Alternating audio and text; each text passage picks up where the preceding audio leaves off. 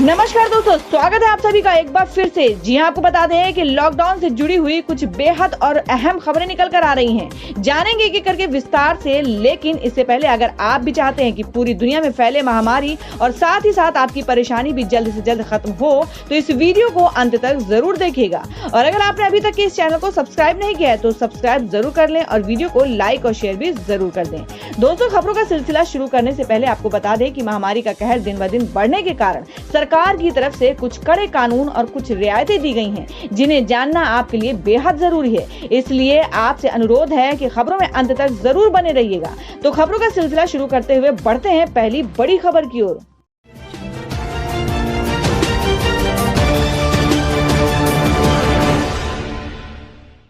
आज की जो पहली बड़ी खबर आ रही है, आपको बता दें कि बिहार के गृह विभाग ने जारी किया आदेश, सभी प्रखंड मुख्यालय रेड जोन में जाने किन दुकानों को खुलने की मिली अनुमति। जी आपको बता दें कि बाहर से आने वाले प्रवासी मजदूरों के कारण बिहार में लगातार बढ़ रही कोविड-19 के संक्रमितों की संख्या। केंद्र सरकार के स्तर पर लॉकडाउन 4 की समय सीमा 17 से 31 मई तक करने के बाद राज्य सरकार ने भी इससे संबंधित अहम दिशा निर्देश जारी कर दिया है। आपको बता दें कि राज्य गृह विभाग की तरफ से जारी आदेश के तहत राज्य के सभी प्रखंड मुख्यालय, जिला मुख्यालय को छोड़कर रेड जोन के रूप में चिन्हित करते हुए इसकी घोषणा की गई है। इन क्षेत्रों में सिर्फ उन्हीं सामानों की दुकानें खुली रहेंगी जिन्हें खोलने की अनुमति पहले से गृह विभाग ने दे रखी है। पहले से जारी आदेश में जिन सामानों की दुकानों को खोलने की छूट दी गई है, उसके अतिरिक्त अन्य दुकानें नहीं खुलेंगी। वहीं रेड जोन में उन्हीं गतिविधियों की छूट रहेगी जिन्हें पहले से छूट दी गई है। इसके अतिरिक्त कोई नई छूट नहीं प्रदान की गई है। तमाम पाबंदी पहले के समान ही लागू रहेगी। राज्य के सभी कंटेनमेंट जोन और सभी प्रखंड मुख्यालयों को छोड़कर शेष अन्य सभी क्षेत्र एवं समान समझे जाएंगे और उन क्षेत्रों में केंद्र सरकार के पहले से ही आदेश के अनुसार ही छूट रहेगी। इसके तहत कपड़ा और रेडीमेड कपड़ों की दुकानें समेत सभी तरह की उपभोक्ता वस्तुओं की दुकानों को नियंत्रित ढंग से खोला जाएगा, ताकि भीड़ नहीं हो। किसी एक स्थान पर स्थित अनेक दुकानों को बारी बारी से सप्ताह के अलग अलग दिन या अलग अलग समय में खोला जाएगा। इससे संबंधित आदेश संबंधित जिला के डीएम जारी करेंगे। ग्राहकों के लिए यह अनिवार्य होगा कि वे अपने निकट के दुकानों से खरीदारी करें, दूर के दुकानों में जाने की अनुमति नहीं होगी। बड़ी खबर बता दी कि केजरीवाल सरकार ने कहा कि दिल्ली में ऑड इवन से खुलेंगी दुकानें, शर्तों के साथ बस, ऑटो, कैब चलाने की इजाजत। जी हम बात करें कि लॉकडाउन 4 को लेकर दिल्ली सरकार ने गाइडलाइन जारी कर दी है। मुख्यमंत्री अरविंद केजरीवाल ने सोमवार को प्रेस कॉन्फ्रेंस में कहा कि जरूरी सामान की दुकानें पहले की तरह खुलेंगी।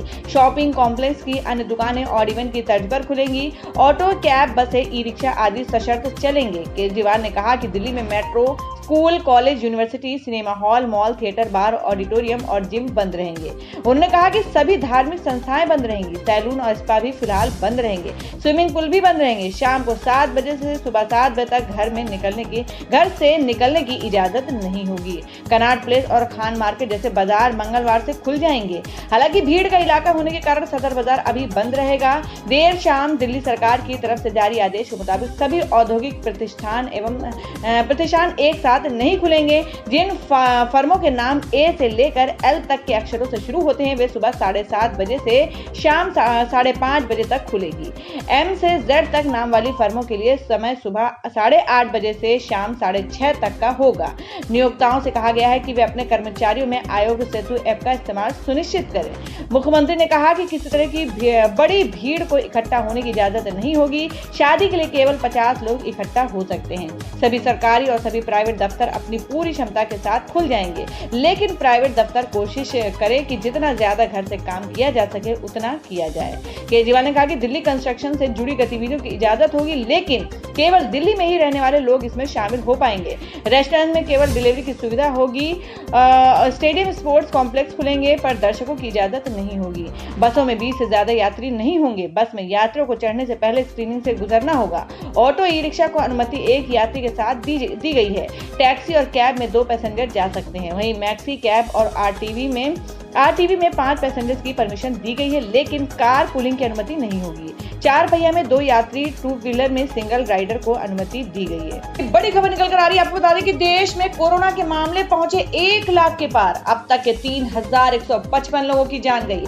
24 घंटे में रिकॉर्ड 4,594 नए केस। जी हम बात करेंगे, भारत में कोरोना वायरस का कहर थमने का नाम नहीं ले रहा है। देश में कोरोना संक्रमितों का आंकड़ा 1 लाख के पार हो गया है।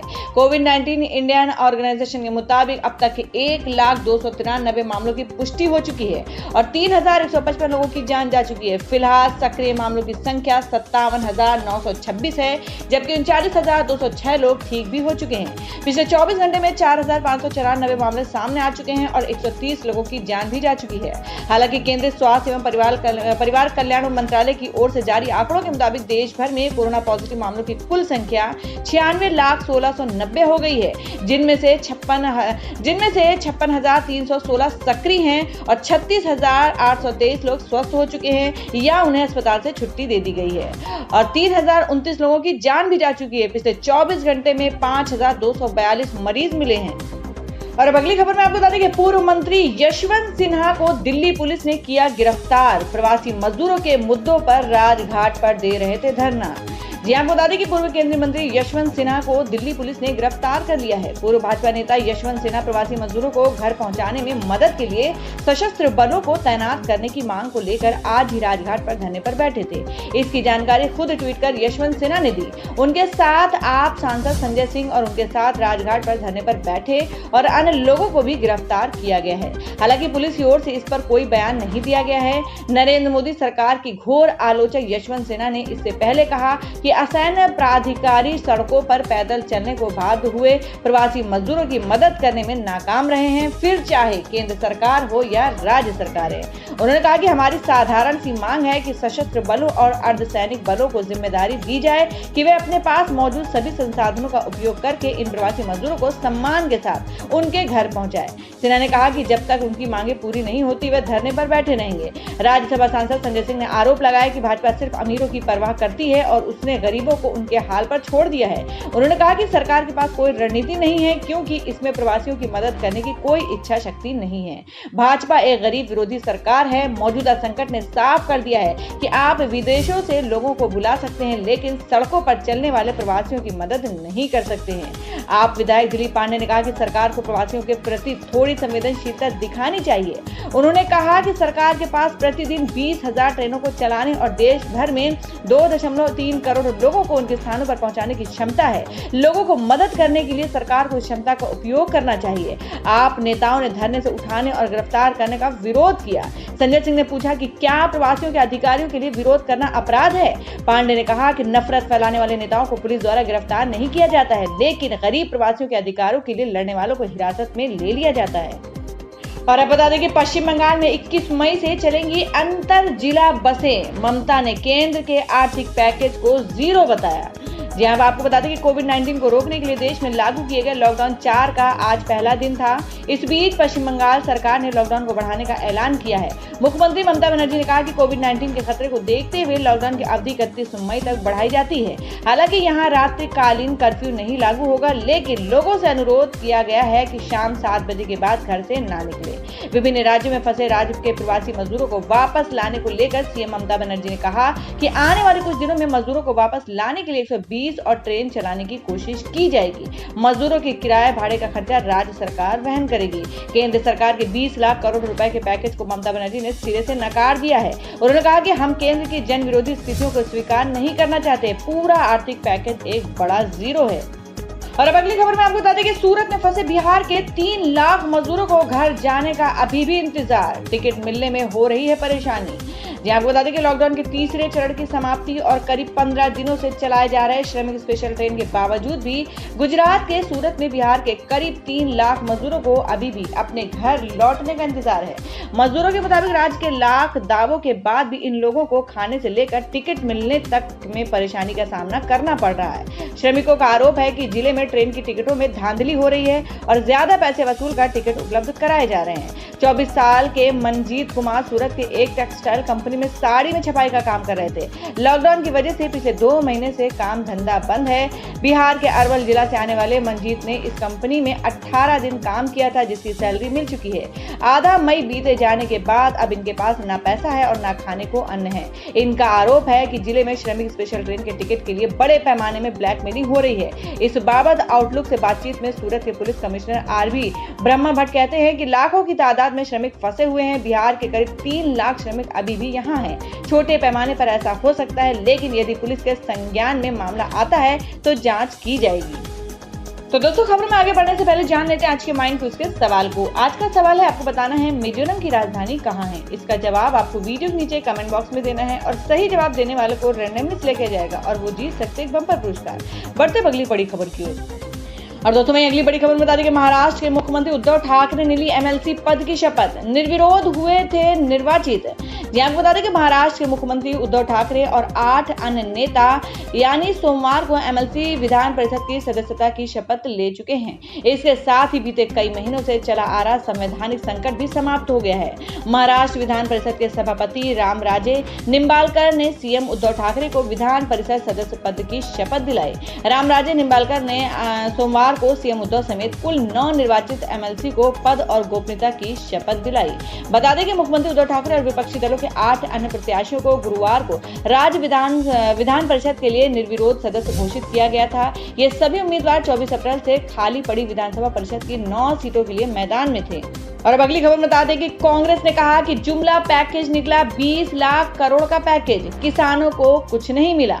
जी आपको बता दें कि कांग्रेस ने सरकार पर किसानों के प्रति असंवेदनशील होने का आरोप लगाया है। पार्टी ने मांग की है कि प्रधानमंत्री और वित्त मंत्री को राहत पैकेज में किसानों की अनदेखी के लिए उनसे माफी मांगनी चाहिए। कांग्रेस के मुख्य प्रवक्ता रणदीप सुरजेवाला ने कहा कि 20 लाख करोड़ का पैकेज जुमला पैकेज साबित हुआ है। सरकार ने किसानों या कृषि मजदूरों के हाथ में एक पैसा नहीं दिया है, जबकि रबी सीजन में किसानों को 50,000 करोड़ रुपए का नुकसान हुआ है। उन्होंने कहा कि प्रधानमंत्री और वित्त मंत्री सिर्फ बड़ी बड़ी बातें करते हैं और सुर्खियां मैनेजमेंट में लगे रहते हैं। उन्होंने किसानों या समाज के दूसरे वर्ग के लिए कुछ भी नहीं किया है। वरिष्ठ कांग्रेस नेता और पूर्व वित्त मंत्री पी चिदंबरम ने एमएसएमई मंत्री नितिन गडकरी और वित्त मंत्री निर्मला सीतारमण पर राहत पैकेज को लेकर तंज कसा है। उन्होंने कहा कि दोनों मंत्रियों को पहले आपस में तय कर लेना चाहिए कि क्या करना है। चिदंबरम ने कहा कि एमएसएमई मंत्री कहते हैं कि सरकार और सार्वजनिक क्षेत्र की कंपनियों पर एमएसएमई का 5 लाख करोड़ रुपए का बकाया है। दूसरी तरफ सीतारमण ने 45 लाख एमएसएमई कंपनी को 3 लाख करोड़ रुपए के कोलेटरल फ्रीज कर्ज की बात कही है। तो इसमें कर्ज देने वाला कौन है और लेने वाला कौन है? चिदंबरम ने कहा पहले दोनों मंत्रियों को आपस में तय कर लेना चाहिए कि सही क्या है और उन्हें करना क्या है। एमएसएमई को सरकार की मदद के बिना खुद को बचाने के लिए छोड़ दिया जाना चाहिए। और अब बता दें, सीपीएम का आरोप है कि सरकार का राहत पैकेज झांसा, जरूरतमंदों को एक पैसा नहीं दिया। जी आपको बता दें कि वामपंथी दल सीपीएम ने सरकार के राहत पैकेज को क्रूर मजाक और झांसा बताया है। एक बयान में पार्टी ने कहा कि महामारी और लॉकडाउन के चलते सबसे ज्यादा प्रभावित लोगों, खासकर प्रवासी मजदूरों, रेहड़ी लगाने वालों और घरों में काम करने वालों को सरकार ने एक पैसा भी नहीं दिया है। पैकेज में मुख्य तौर से कर्ज के लिए प्रावधान किए गए हैं। एकमात्र सीधा फायदा 3,500 करोड़ रुपए का है, जो सरकार मुफ्त अनाज में खर्च करेगी। पार्टी का कहना है कि पहले तो सरकार ने भ्रष्टाचार के नाम पर करोड़ों राशन कार्ड रद्द कर दिए और अब बिना कार्ड वालों को मदद करने की बात कह रही है। एक देश एक राशन कार्ड जैसी रीपैकेजिंग योजनाएं 2021 के मध्य तक ही लागू हो सकेंगी। पार्टी के अनुसार वित्त मंत्री प्रवासी मजदूरों की संख्या कम बता रही है। उन्होंने इनकी संख्या 8 करोड़ बताई है, जबकि मार्च 2020 में संसद में इनकी संख्या 10 करोड़ बताई गई थी। इसका मतलब यह है कि मुफ्त अनाज वितरण का फायदा सबको नहीं मिल पाएगा। मनरेगा के तहत 40 से 50% कार्य दिवस बढ़ने का दावा भी गलत है। अप्रैल 2019 में 27.30 करोड़ कार्य दिवस पैदा हुए थे, जबकि इस साल अप्रैल में सिर्फ 11.1 कार्य दिवस पैदा हुए, जो एक दशक में सबसे कम है। इसलिए जो प्रवासी मजदूर अपने गांव लौट रहे हैं, उनके सामने बेरोजगारी की बड़ी समस्या होगी। तो दोस्तों, खबरों में आगे बढ़ने से पहले एक बार फिर से आपको याद दिला दें कि अगर आपने अभी तक हमारी वीडियो को लाइक नहीं किया तो जल्दी से वीडियो को लाइक कर दें, क्योंकि आपका एक लाइक हमारे लिए बहुत ही महत्वपूर्ण होता है। और अगर आप हमारे चैनल पर नए हैं तो चैनल को जरूर सब्सक्राइब कर लें और बेल के बटन को भी जरूर हिट कर दें। और हमारी पूरी न्यूज को जानने के लिए वीडियो को लास्ट तक जरूर देखें। बढ़ते हैं अगली बड़ी खबर की ओर। और अब अगली बड़ी खबर बता दें कि जोमेटो के बाद स्विगी ने 1100 कर्मचारियों को हटाया। लॉकडाउन से कारोबार को लगा झटका। जी आपको बता दें कि लॉकडाउन के कारण कारोबार को करारा झटका लगने के कारण नौकरियां जाने का सिलसिला तेज होता दिख रहा है। फूड डिलीवरी प्लेटफॉर्म स्विगी ने 1100 कर्मचारियों को हटाने की घोषणा की है।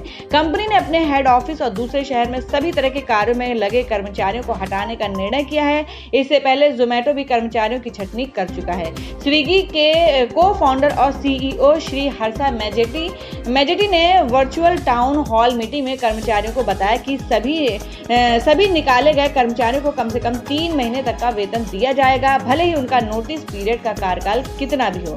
सीईओ ने कहा कि आज सबसे दुख वाला दिन है जब उन्हें कर्मचारियों की संख्या घटाने के बारे में फैसला करना पड़ रहा है। कंपनी अपने मुख्य कारोबार का आकार घटाने के साथ ही दूसरे उन कारोबार को बंद कर रही है जिनमें अगले 18 महीने तक सुधार की कोई उम्मीद नहीं है। और अब अगली बड़ी खबर बता दें कि अमेरिका में 3.6 करोड़ लोगों ने गंवाई नौकरी। बेरोजगारी भत्ता के लिए एक हफ्ते में 30 लाख का आवेदन। आपको बता दें कि अमेरिका में कोरोना वायरस लॉकडाउन की वजह से पिछले सप्ताह लगभग 30 लाख और लोग बेरोजगार हो गए हैं। इसके साथ ही यहां अब कुल बेरोजगारों की संख्या 3.6 करोड़ तक पहुंच गई है।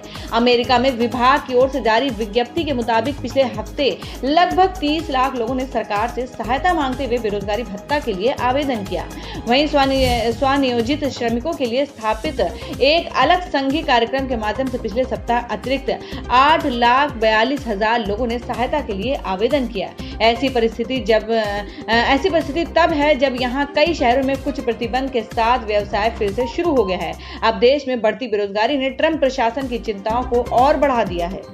और अब अगली बड़ी खबर में आपको बता दें जो कि मौसम का हाल है कि 195 किलोमीटर की रफ्तार से बुधवार को आएगा सुपर साइक्लोन अम्फान। पश्चिम बंगाल में बड़े नुकसान की है आशंका। आपको बता दें कि चक्रवाती तूफान अम्फान ने सुपर साइक्लोन का रूप ले लिया है। पश्चिम बंगाल के तटीय इलाकों में ये 20 मई की दोपहर में पहुंचेगा। इस दौरान हवा की रफ्तार 195 किलोमीटर प्रति घंटा हो सकती है और इससे काफी नुकसान की आशंका है। आपको बता दें कि भारत में इससे पहले ऐसा चक्रवाती तूफान 1999 में आया था। केंद्र सरकार और national disaster response force NDRF ने सोमवार को ये चेतावनी जारी की है। सोमवार को इसे लेकर प्रधानमंत्री की अध्यक्षता में बैठक भी हुई और तैयारियों का जायजा लिया गया। केंद्र सरकार की तरफ से जारी बयान में कहा गया है कि बंगाल की खाड़ी में अम्फान ने सोमवार को सुपर साइक्लोन का रूप ले लिया है। इससे पश्चिम बंगाल के तटीय इलाकों में काफी नुकसान की आशंका है। यहां तक तूफान 20 मई को 195 किलोमीटर प्रति घंटा की रफ्तार से टकराएगा। पश्चिमी मिदनापुर, उत्तर और दक्षिण 24 परगना, हावड़ा, हुगली और कोलकाता जिले सबसे ज्यादा प्रभावित होने की आशंका है। वहीं ओडिशा के जगदीश हंसपुर, केंद्रपाड़ा, भद्रक और बालासोर जिला ज्यादा प्रभावित होंगे। तो दोस्तों ये थी अब तक की सभी बड़ी खबरों की अपडेट से टुडे ब्रेकिंग न्यूज और लेटेस्ट खबरों को देखने के लिए हमारे चैनल ऑसम ज्ञान हिंदी न्यूज चैनल से जुड़े रहिए और हमारे वीडियो को लाइक शेयर जरूर कर दें अपने दोस्तों और रिलेटिव्स के साथ। तो दोस्तों फिर मिलेंगे काम की खबरों और सरकारी योजनाओं की एक और नई वीडियो के साथ। तब तक के लिए धन्यवाद दोस्तों।